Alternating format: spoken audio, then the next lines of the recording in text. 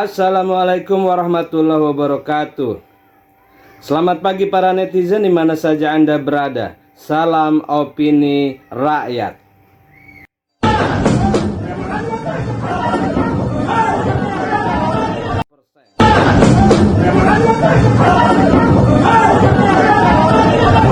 Apa yang terjadi di Papua Tengah adalah puncak kebrutalan dari aparat kepolisian.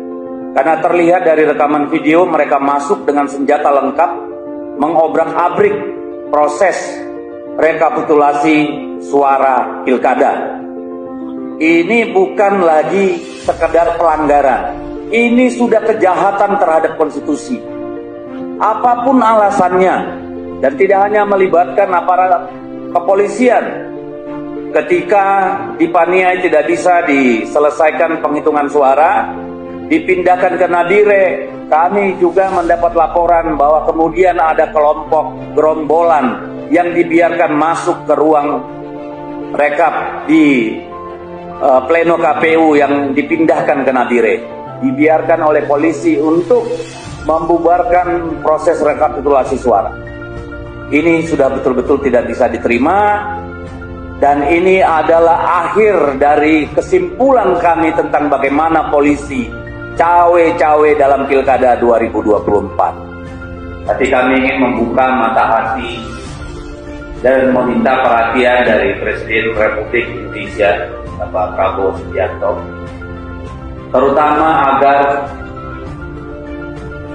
meminta pertanggungjawaban dari Kapolri Jenderal Listio Sigit atas apa yang terjadi pada perhitungan rekapitulasi suara untuk Kabupaten Provinsi Papua Tengah, di mana menurut kami hal ini secara telanjang menunjukkan bagaimana kebrutalan dari aparat yang mencoba merampok, membegal hasil pemilu kita.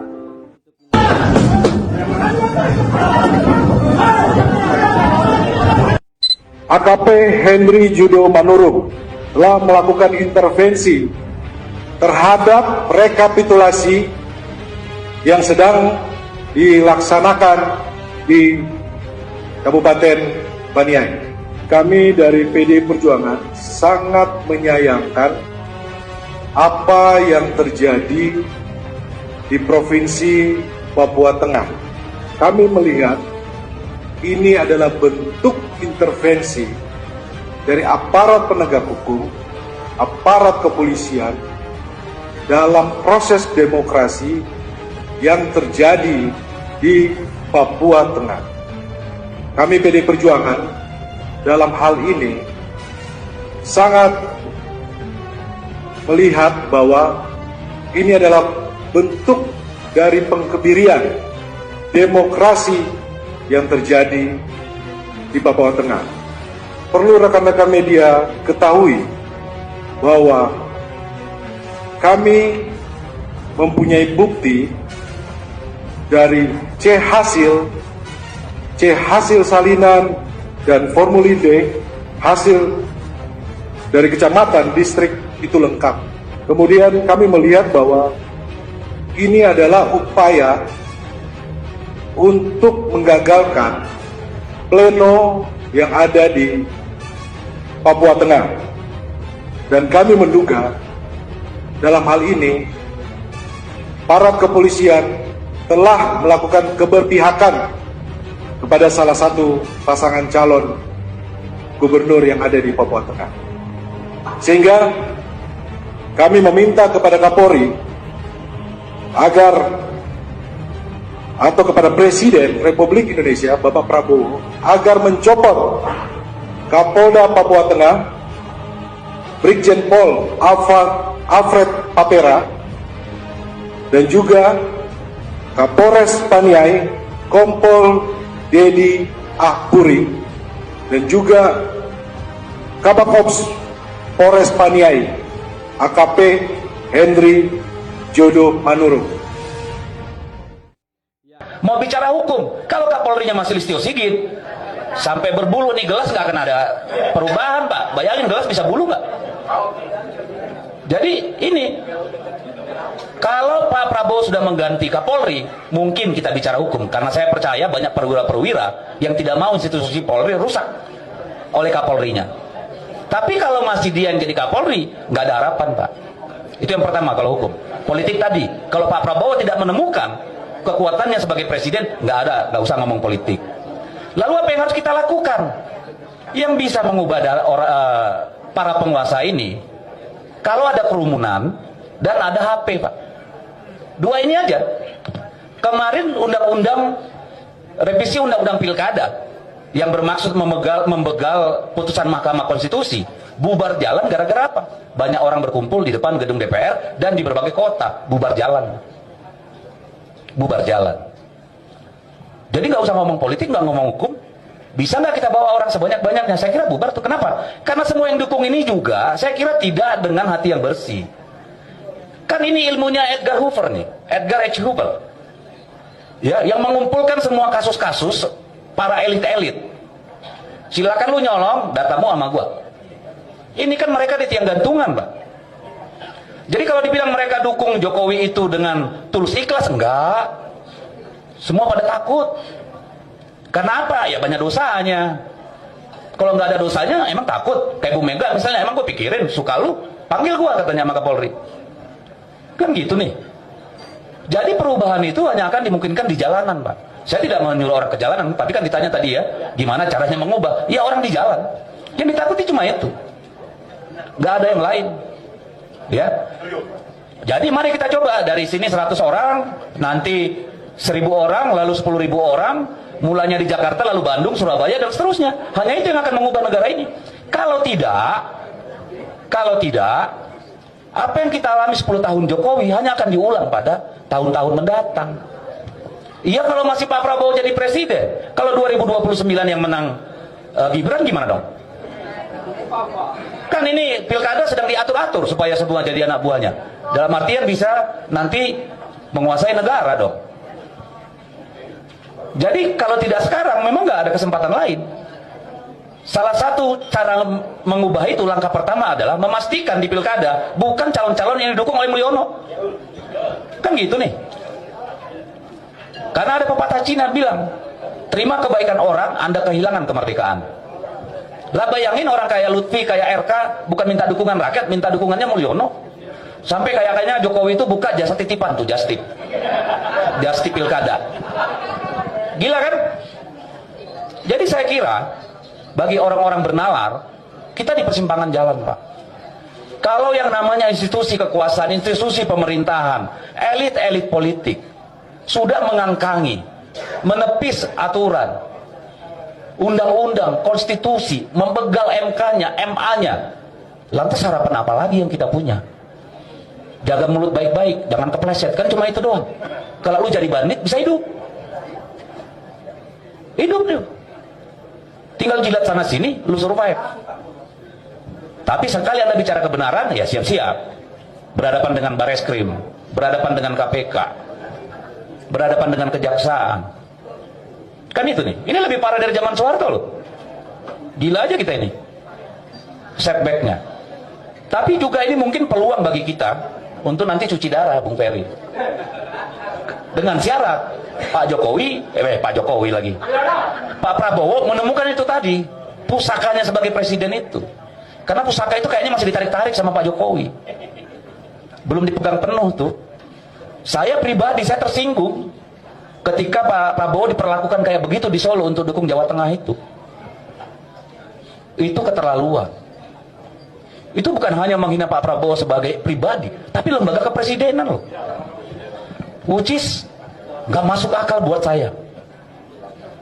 Bayangkan kalau seorang presiden bisa diperlakukan seperti itu, apalagi kita ini diinjak, Pak. Kan itu nih problemnya. Jadi itu kesimpulannya, Pak Lukas.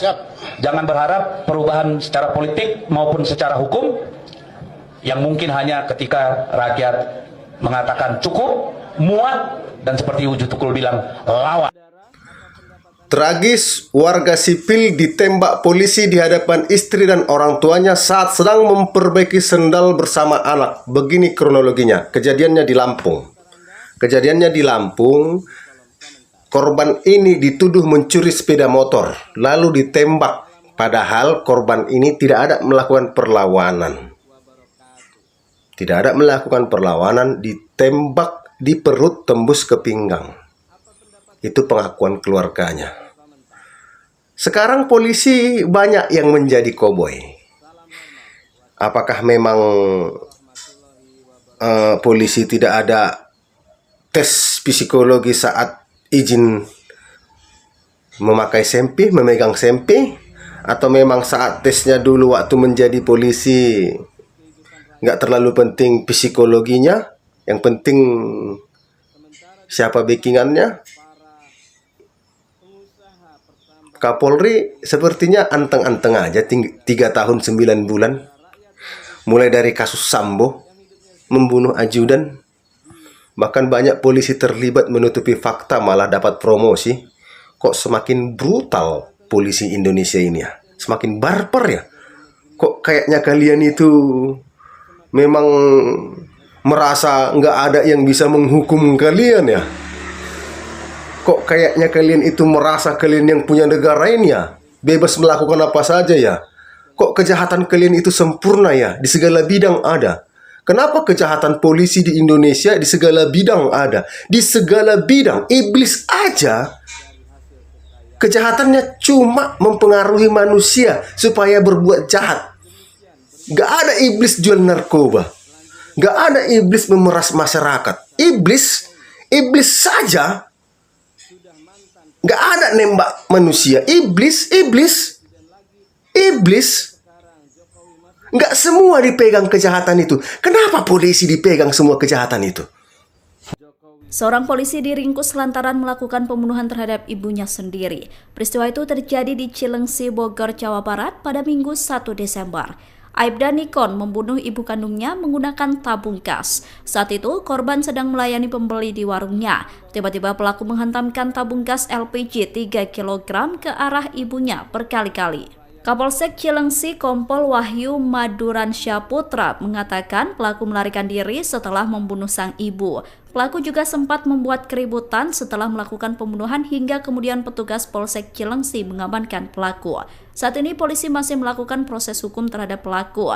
Pelaku dijerat pasal 351 ayat 3 KUHP atau pasal 338 KUHP dengan ancaman hukuman penjara 15 tahun. Oknum polisi Halmahera Utara lakukan KDRT terhadap istrinya sampai 1 giginya jatuh dan 2 patah. Dilaporkan malah melaporkan balik. Tindak kekerasan ini sudah dilakukan sampai kurang lebih 10 kali. Dan yang terparahnya saat istrinya sedang hamil 2 bulan. Perutnya ditendang sampai pendarahan. Istrinya tentu tidak diam dan melaporkannya ke Propam, tapi laporannya tidak ada tindak lanjut dan malah disuruh pulang. Padahal kondisinya saat itu penuh luka lebam. Dan herannya pelaku atau suaminya ini malah melaporkan balik korban karena kasus penganiayaan. Korban juga malah dapat intimidasi dari polisi Halmahera Utara.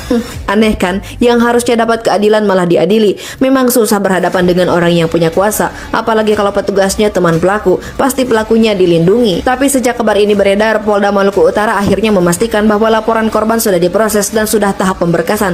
Jadi kita tunggu saja sampai pelakunya mendapatkan hukuman setimpal. Belakangan ini kalian merasa tidak kalau kelakuan para oknum si paling penegak hukum atau polisi nggak berhenti bikin ulah? Ada aja gebrakannya. Kalian masih ingat nggak kasus aksi koboi? Polisi tembak polisi di Solok Selatan, Sumatera Barat. Si pelaku tega menembak temannya sendiri yang juga polisi terkait kasus backing tambang ilegal. Dan yang paling baru dan masih bergulir terkait oknum polisi dari Polrestabes Semarang, Aibda Robik yang menembak siswa di Semarang yang katanya lagi bubarin tawuran.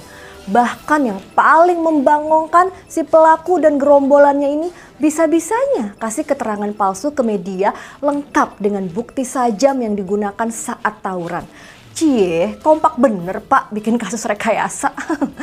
Tapi karena kasusnya makin viral dan ditambah bukti CCTV di lokasi kejadian, si paling oknum ini buru-buru ubah strategi.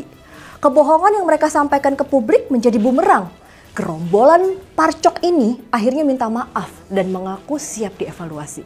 Aduh, kelakuan. Coba kalau nggak viral, mana ada yang namanya keadilan. Lama-lama nih, yang model begini ini kalau dibiarin, memang lebih pantesnya tuh senjata diganti pentungan aja seperti yang disampaikan oleh anggota Komisi 3 DPR RI Iwayan Sudirta. Biar apa? Biar nggak digunain sembarangan dan kerap dijadikan sebagai alat buat gagah-gagah.